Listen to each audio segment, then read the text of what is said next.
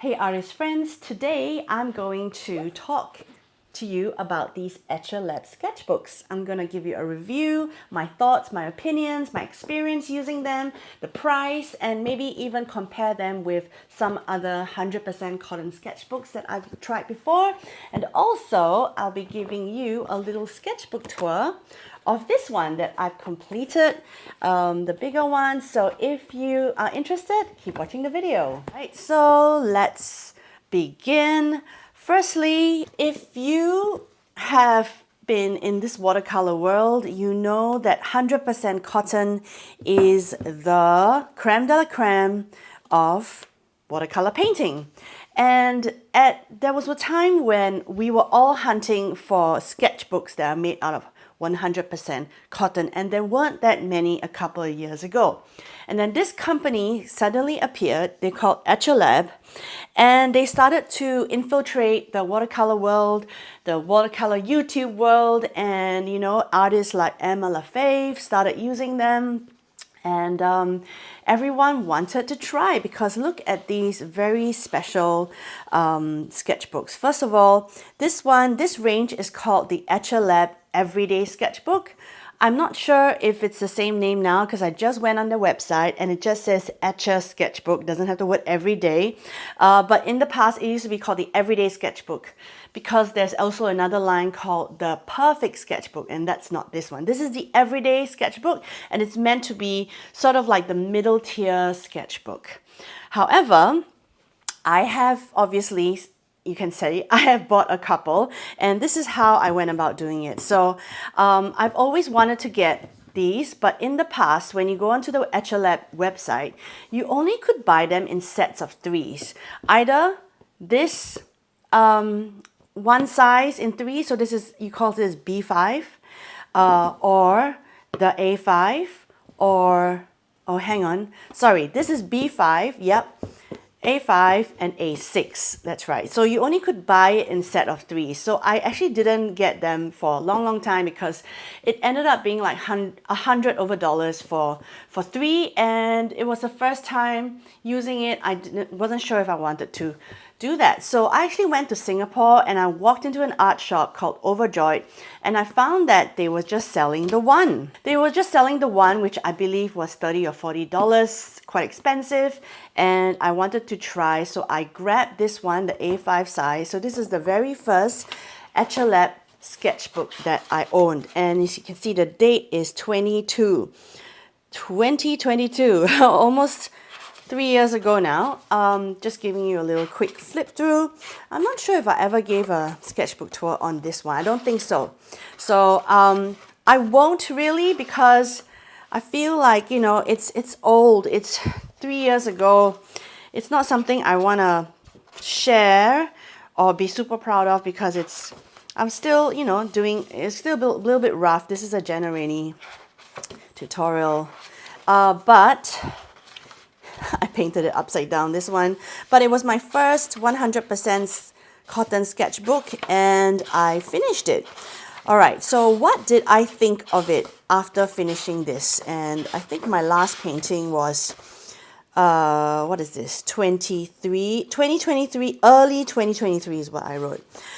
Okay, after finishing this one sketchbook, I realized that I didn't love it because there's just something fuzzy about it. If you've seen my previous sketchbook video, I have mentioned this.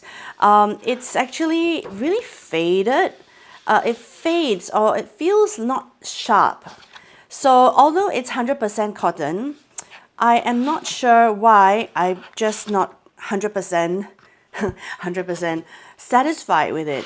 So regardless, I finished it, and I'm not sure why after finishing it, I think there was a deal online or something, I ended up buying 3 more because I guess, at that time, I think I had some extra spare cash, so I bought the set.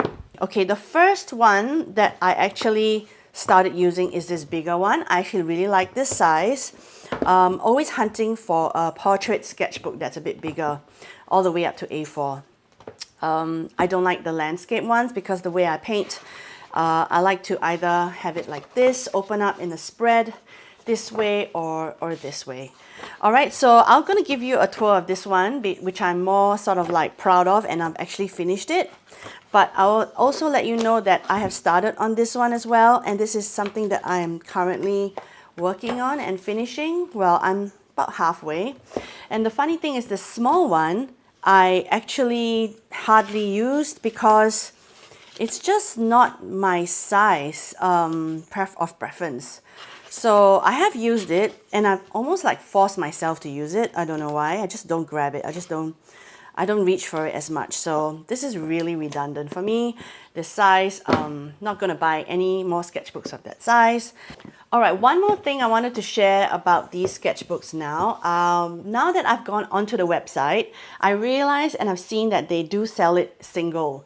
They do sell single sketchbooks now. So I think they took people's feedback and realized that they have to start selling single. These are the prices I see now on the website here in Australia. B5, 65 Australian dollars. Yes, you heard me right, 65 Australian dollars for 26 sheets. And it's 230 grams cold press or 220 hot press. So it is really quite pricey, $65. This A5 one is $54 and this A6 one is $38. So if you ask me, these are one of the more expensive sketchbooks, even though they're 100% cotton out there. Apparently you can also like paint on the fabric, you know, with markers or paint, which I haven't done because I'm afraid to ruin it. Now, in today's world, there are other 100% cotton sketchbooks. And the one that I recently bought, I want to share with you here, is the Rhodia 100% cotton. And it's sort of this same size as the middle one, A5. And I've only actually painted one sheet. Bought this from Singapore, and this is one of my Patreon tutorials. And I actually feel that I already enjoy this a lot more because look at the finishing of this. There's no weird feathery stuff going on. The gold is gold, it's super vibrant, and I love how everything, the binding is gorgeous and everything really lays flat. So I am kind of looking forward to using the rest of this sketchbook. Yep, this is the sleeve that comes with it. This one is 40 pages, so not, oh well, 20 sheets, so around the same number of sheets, but it's 300 GSM rather than 230. And on Jackson's Art, it's 36 Australian dollars. So if you compare this to this, it's about $20 cheaper. And yeah, I do like this. I'm only on the first page and I can't wait to keep going with this one. Other cotton sketchbooks that I've tried before, you might have seen me talk about this in another video. This is a very old Winsor and Newton sketchbook, super old. And I also didn't really like this very much. But then I was new to watercolor, so maybe if I tried it again, I would like it. But yeah, there was a really good deal online when I was looking at this. It was like $20. But now I believe it's a little bit more expensive. Anyway, let's get back to the Etcher. These are the sketchbooks. Let me know in the comments if you have them, whether you like them. I have heard that the Perfect sketchbook, which is even more expensive, is really, really good to use. But I don't think I can afford it. I don't think I can spend like, how much is the Perfect sketchbook? $128 on it, on a sketchbook. I can't. So there it is. All right, let's start with our little sketchbook tour. So the first page here, I have, sorry, not even on my palette. I think all the colors I have, full stop.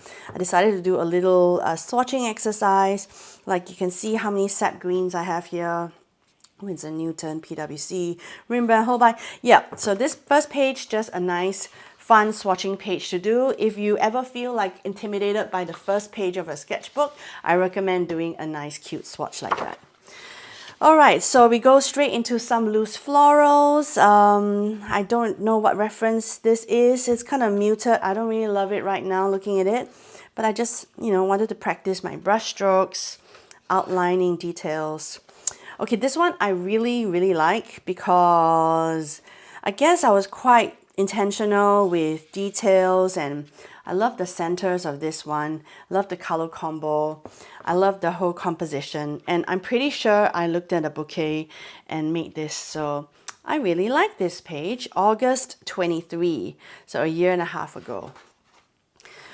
This one was my first foray into playing with neo colors, I'm pretty sure. So this background here was either neo colors or ink tints. I put a background in, and then I watered it to, make it bleed and spread, and I use lots of little beautiful neo colors for the outlines here too. Just want to show you my neo color 2 sets in case you don't know what I'm talking about. Okay, so this is my neo color 2s that I have.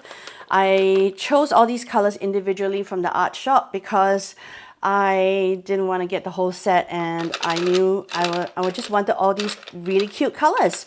So the colors that I chose are really your unique colors that are not your primary, because thing about new colors, you can't really mix them. So if you want the color, you got to get the color. So I love them. Some of them have broken, and actually it's fine that they break because you can still use them.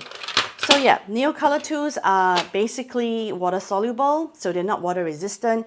You can paint and then water goes over and it actually just smears and bleeds. Very pretty. This is another one I did with the Neo Colors, and this is what I mean where I love portrait sketchbooks, because you can just do that and it's like a whole new painting. This is actually like, it's from my Pennsylvania art course that I did in 2023, the first one, where I painted these leaves. We call them bleedy, wet on wet fun leaves. Very fun exercise to do. These are some cherry blossoms from my tree, I said. So I guess I painted them from some real life reference. Yep. This is August, so yeah, that is very early spring here in Australia. Don't particularly like this. I feel like it probably needs a second layer, which I am lazy and didn't do it. So I can always come back here to continue. That's what I love about sketchbooks, is the flippability. All right, so these are some peonies. And actually, now that I'm looking at it, I realize that they are the peonies that I painted in from Doanne Lai's book, Still Life. And I have a tutorial on this actually on my YouTube channel. Okay, I obviously love this photograph so much, I painted this multiple times. So I have this one here. I will link this tutorial here if you're interested in learning how to do this one. Okay, and then, oh yes, this one you might have seen in my Petals video where I talk about the book Petal by Adriana Picker. This is the cover of me painting the cover of her amazing book called Petal. Love this book. I did a whole video on this, and you actually see more paintings in the sketchbook from her book. This one, I was obviously testing some super, super bright neon watercolor paint.